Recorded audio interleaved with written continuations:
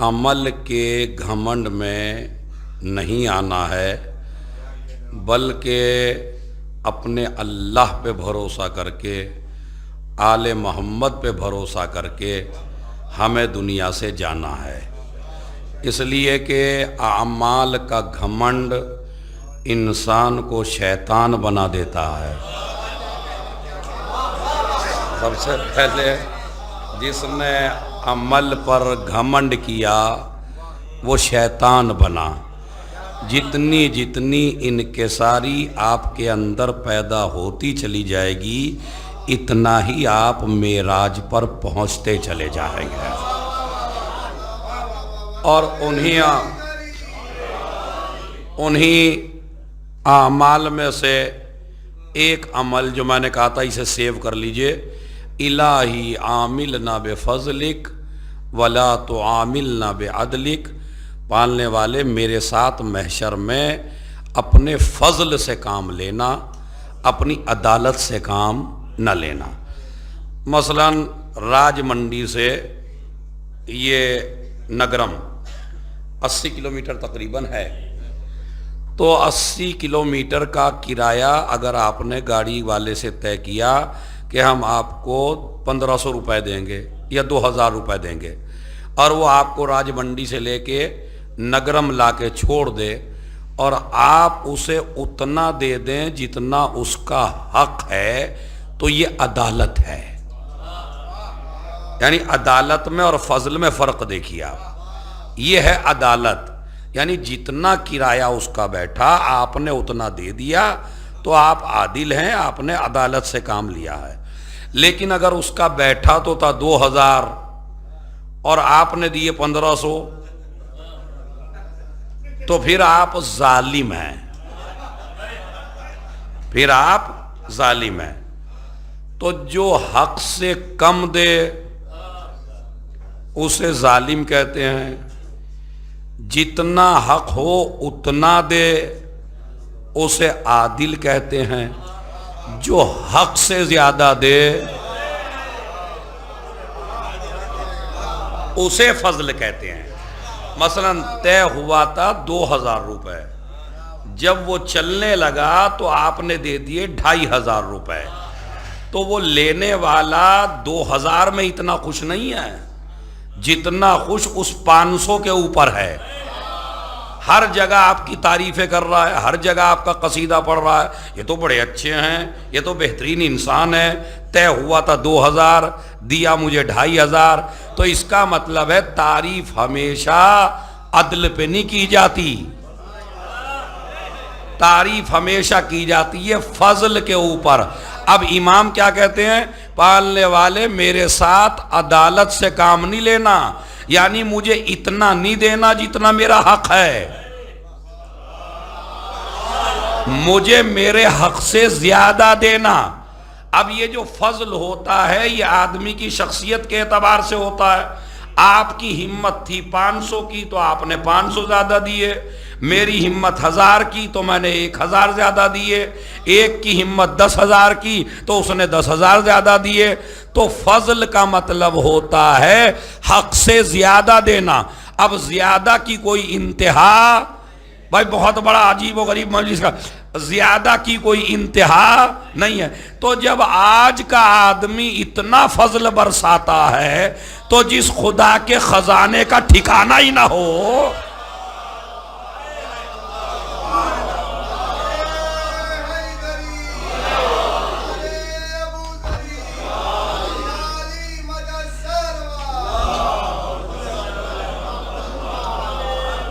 تو محشر میں علی والے پر جب فضل خدا برسے گا، کتنا فضل برسے گا، اس کو کیا کیا ملے گا، اس کی کوئی حد نہیں ہے، اس کی کوئی انتہا نہیں ہے۔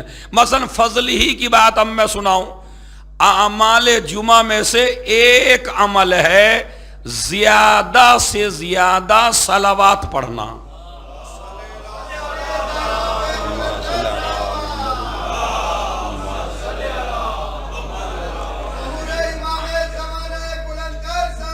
اللہم سنیے بھائی، دوپہر سے بھی زیادہ قیمتی مجلس ہے، ذرا غور سے سننا بڑا۔ جب میں آیا ہوں تو کچھ دے کے جاؤں گا انشاءاللہ. تو یہ جو آپ نے صلوات پڑھی ہے اس میں آپ کو کتنی دیر لگی؟ Second, 2 second, 4 second. مگر اس کا اجر اللہ نے کتنا رکھا؟ نبی نے فرمایا، اب یہ فضل ہے. نبی کیا فرماتے ہیں؟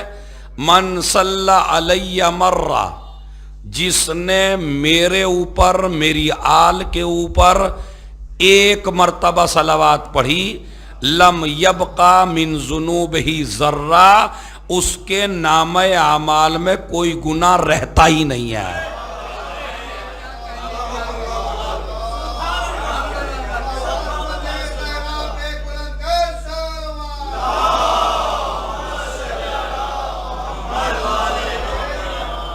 لم یبق من ذنوبہ ذرہ. کہیں ہے من صلی علی 10 مرات، جس نے مجھ نبی پر 10 مرتبہ صلوات پڑھی، اللہ اس پہ 100 مرتبہ صلوات پڑھتا ہے. یہ فضل نہیں ہے تو کیا ہے؟ اچھا فضل کی اور میں مثال دوں. ارشاد نومہ عبادہ، روزے دار کا سونا بھی عبادت ہے. اب یہ فضل نہیں ہے؟ آپ اللہ میاں کو سو کے کیا دے رہے ہیں بھائی؟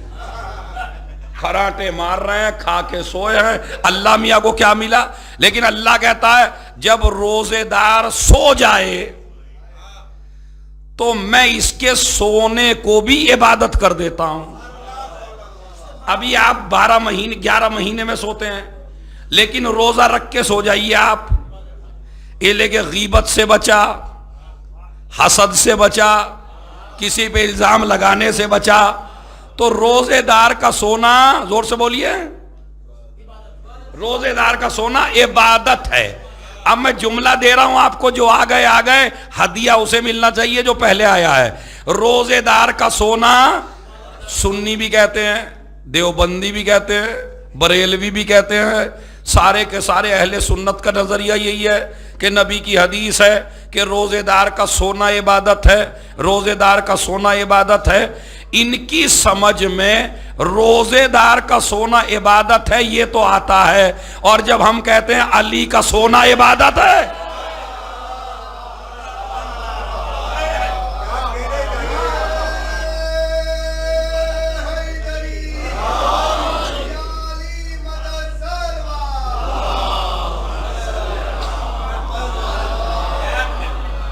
روزے دار کا سونا عبادت ہے. تو پھر آپ یہ کیوں کہتے ہیں الصلاۃ خیر من النوم، نماز سونے سے بہتر ہے؟ کہتے نہیں کہتے؟ نماز صبح میں کہتے ہیں الصلاۃ خیر من النوم، نماز سونے سے. نہ یہ کسی نبی کا جملہ ہے، نہ یہ کسی ولی کا جملہ ہے، نہ یہ اللہ کا جملہ ہے، نہ یہ کسی تاریخ کا جملہ ہے، نہ یہ کسی روایت کا جملہ ہے. خلیفہ وقت سو رہے تھے، غلام اٹھانے کے لیے آیا، اس نے کہا اٹھ جائیے نماز پڑھ لیجئے. بھائی ہم میں اور تم میں یہی فرق ہے، تمہارے خلیفہ کو غلام اٹھاتا ہے.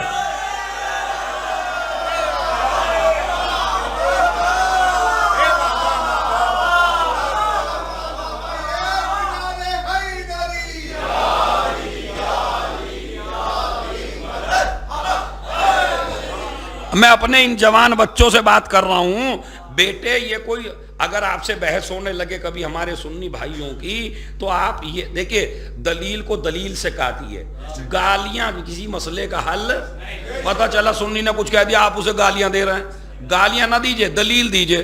تو بھائی نہ تو یہ کسی ولی کا جملہ، نہ یہ کسی روایت کا جملہ.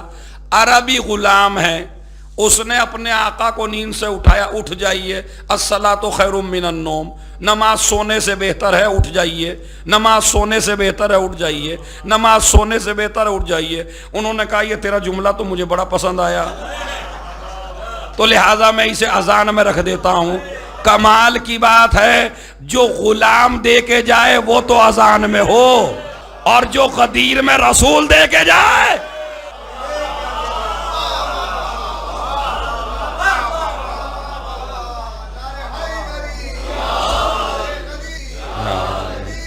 یا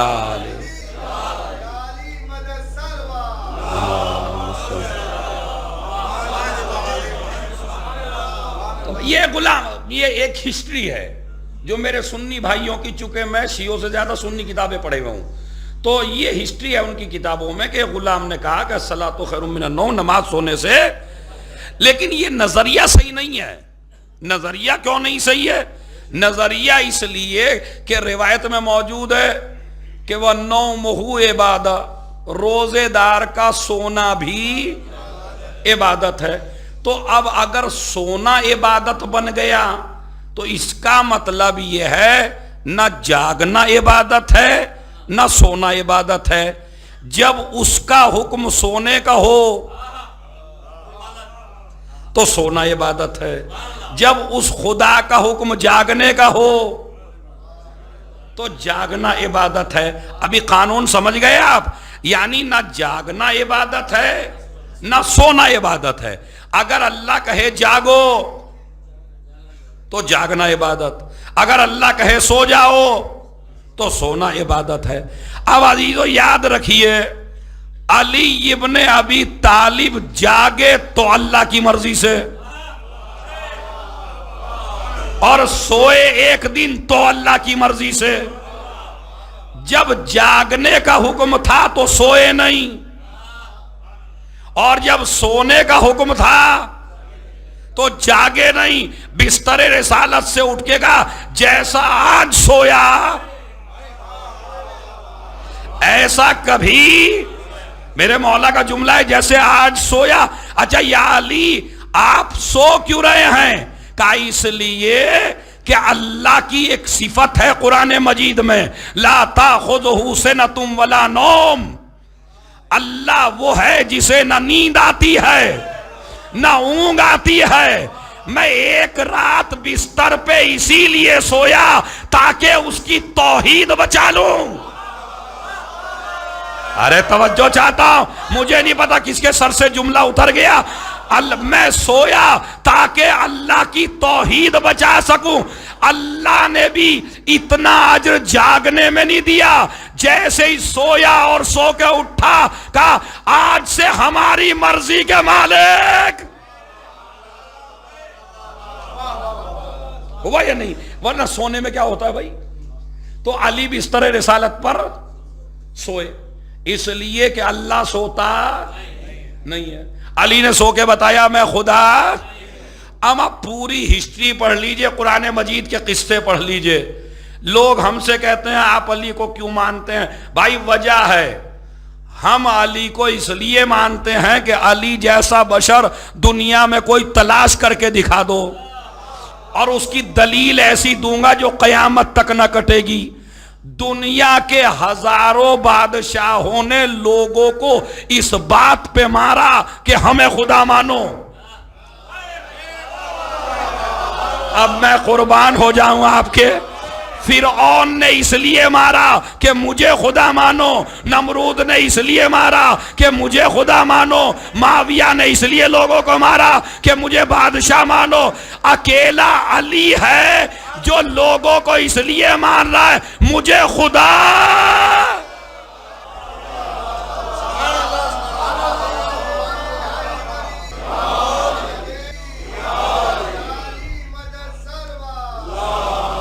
دیکھ رہے آپ جملہ سمجھے آپ؟ علی نے کبھی مجمع سے اپنے کو منوایا ہی نہیں ہے. علی کسی کے ماننے کا محتاج بھی. یہ اگر آپ علی کو مان رہے ہیں تو یہ آپ کی ماں کی شرافت ہے، ورنہ علی کسی کے ماننے کا محتاج. اگر پوری کائنات بھی علی کو نہ مانے تو تب بھی علی علی ہے. مان کے آپ علی کی فضیلت میں اضافہ نہیں کر رہے ہو، مجمع میں اپنی ماں کی طہارت کا اعلان کر رہے. ایک صلوات بھیجے محمد اور آل محمد.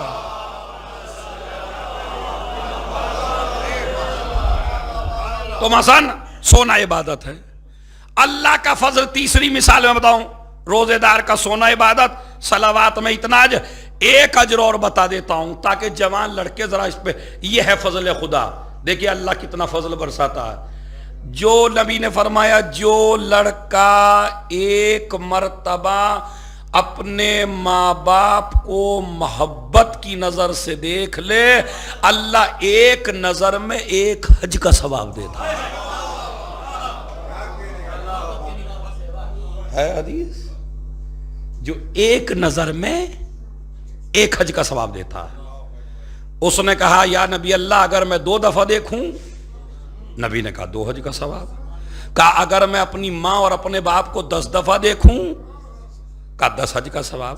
پہلے میں ایک تبلیغ کر دوں آپ کو، خبردار اگر نگرم میں یا اپنے پورے علاقے میں کوئی لڑکا ایسا ہو جس کی اس کے ماں باپ سے نہ بنتی ہو. ہوتے ہیں نا بعض لڑکے، کہا جی ان کی والد سے نہیں بنتی، ان کی والدہ سے نہیں بنتی. تو اگر کوئی لڑکا ایسا ہو تو ان سے میں کہہ رہا ہوں نہ اس کے ساتھ تجارت کرنا، نہ اس کے ساتھ دوستی کرنا، نہ اس کے ساتھ کاروبار کرنا، اس لیے کہ جو ملعون ان کا نہ ہو سکا جس نے پیدا کیا،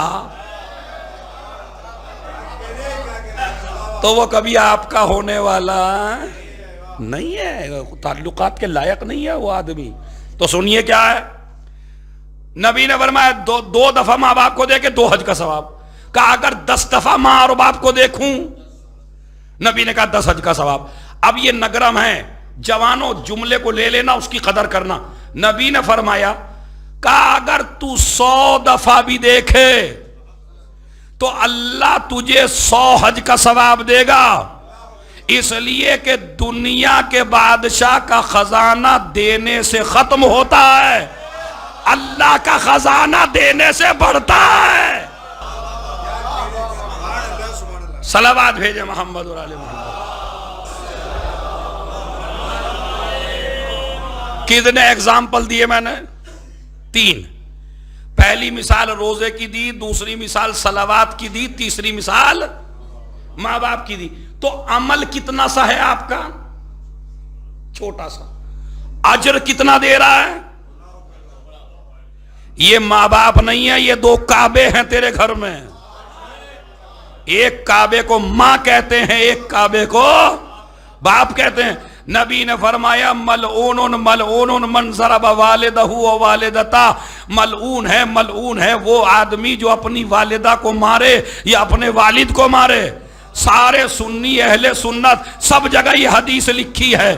دوسری جگہ روایت موجود ہے اگر آپ کی ماں آپ سے ناراض ہو جائے تو نہ نماز ہے، نہ روزہ ہے، نہ حج ہے، نہ ماتم ہے، نہ شبیداری ہے، نہ عزاداری ہے، نہ مرثیہ ہے، نہ نوحہ ہے، نہ تبرک ہے. کوئی شے فائدہ نہیں پہنچاتی اگر ماں ناراض ہو جائے.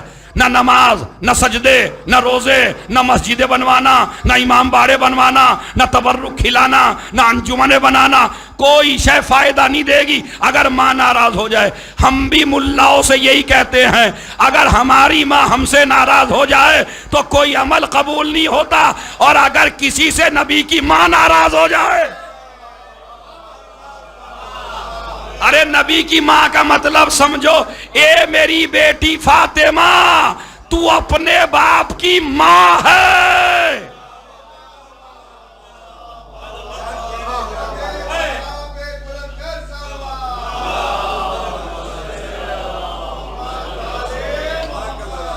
اب سمجھ گئے آپ؟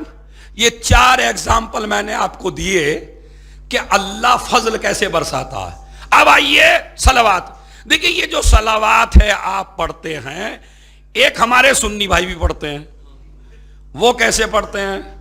اللہم صلی علی محمد ہے باریک تو بعد میں، باریک والی بھی ہے. اللہم صلی علی محمد و آل محمد و علی اصحابہ و علی ازواجہ. یہ 2 لفظ بڑھاتے ہیں، ازواج کا بھی اصحاب کا بھی. ہمارے بعض شیعہ جوان تھوڑا سا ناراض ہو جاتے ہیں، یار یہ بتاؤ ازواج کو بڑھا دیا، یار اصحاب کو بڑھا دیا. میں یہ کہتا ہوں یہ بہترین صلوات ہے ان کی. واقعا ہے، میری دلیل سنیے گا آپ. اس لیے کہ جو کام آپ نہیں کر سکے وہ ان کی صلوات نے کر دیا.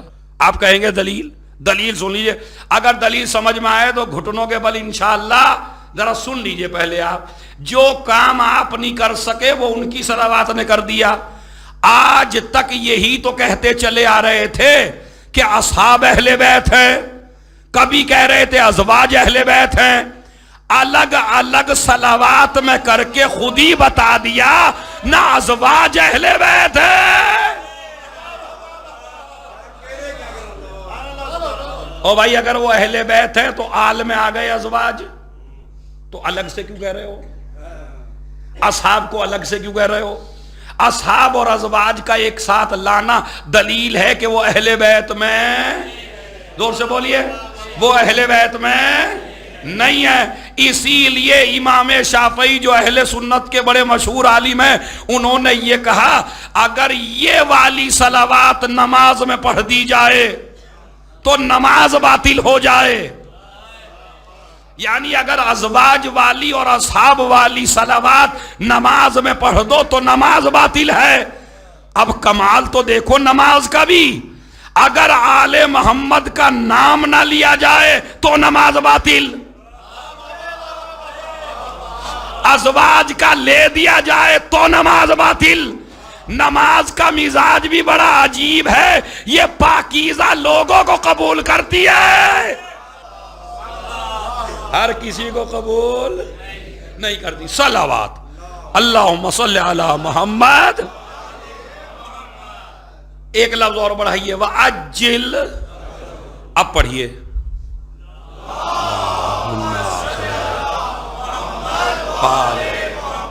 جوان وَعَجِّلْ. آپ میں سے کون سا جوان ہے جو نہیں چاہتا امام زمانہ کا سپاہی بنوں؟ بننا چاہتے ہیں نا ہر آدمی. ہمارے چھٹے امام نے فرمایا، کیا حدیث ہے خدا کا، کہتے جو لڑکا یہ والی صلوات اللہم صلی علی محمد و آل محمد و عجل، یہ والی صلوات اگر کوئی انسان ہفتے میں 100 دفعہ پڑھ لے، یعنی شب جمعہ 100 دفعہ پڑھ لے، یا جمعے کے دن 100 دفعہ پڑھ لے، یا جمعے کی رات میں 100 دفعہ پڑھ لے، تو میں جعفر صادق ضمانت لیتا ہوں یہ جوان اس وقت تک نہیں مرے گا جب تک اس کی ملاقات امام زمانہ سے نہ ہو جائے. تو بتائیے تسبیح آپ کو پڑھنی چاہیے نہیں پڑھنی چاہیے؟ تاکہ آپ شامل ہو سکے کس میں؟